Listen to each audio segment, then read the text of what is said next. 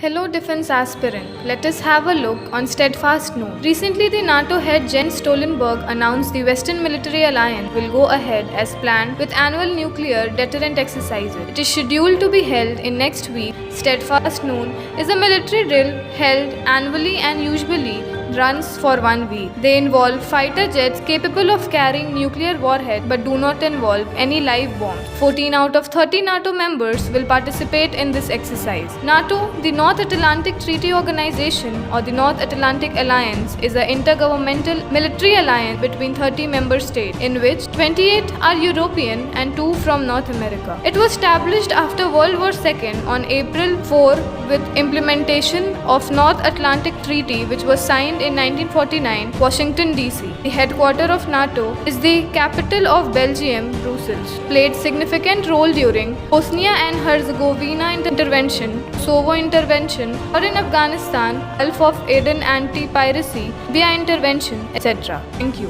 For more such videos, subscribe Colroyd Defense Academy.